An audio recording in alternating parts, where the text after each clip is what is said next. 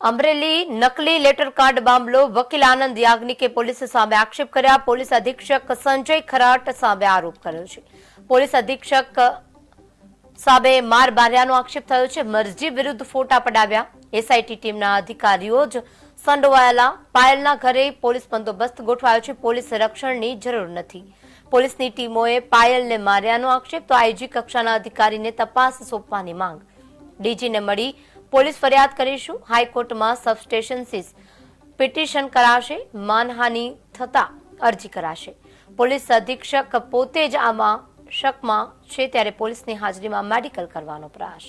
અમરેલીના district superintendent of police દ્વારા જે સીટ કોન્સ્ટિટ્યુટ કરવામાં આવી છે ડીવાયએસપી ગોહિલ અને અન્ય બે મહિલા પોલીસ ઓફિસર્સની, એ અમને સ્વીકાર્ય નથી અને આ સીટ જે પણ તપાસ કરશે તેમાં આ દીકરી કોઈ મદદ નહીં કરે।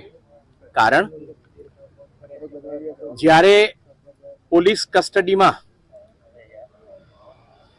દીકરીને મારી અને એ સિવાય મનીષભાઈને માર્યા, મનીષભાઈ ને, ત્યારે આજ સંજયભાઈ ડિસ્ટ્રિક્ટ સુપ્રિન્ટેન્ડન્ટ ઓફ પોલીસ મારતી વખતે ત્યાં હાજર હતા।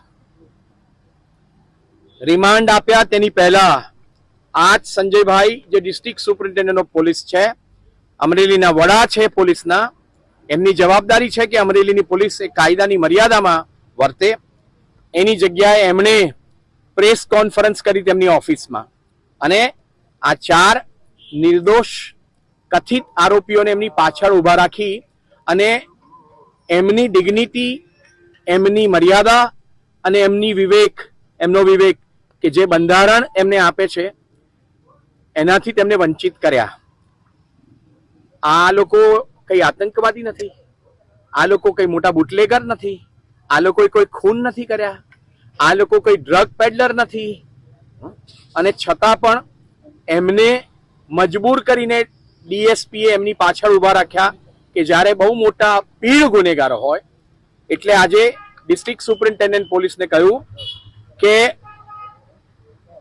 જે ઘટના આ પાટીદાર દીકરી સાથે થઈ છે એ સિવાય બાકીના 3 આરોપીઓને પણ પોલીસ કસ્ટડીમાં મારવામાં આવ્યા છે અને એમને જ્યારે મારતા હતા ત્યારે આ ડિસ્ટ્રિક્ટ સુપ્રિન્ટેન્ડન્ટ ઓફ પોલીસ એ હાજર હતા ત્યાં।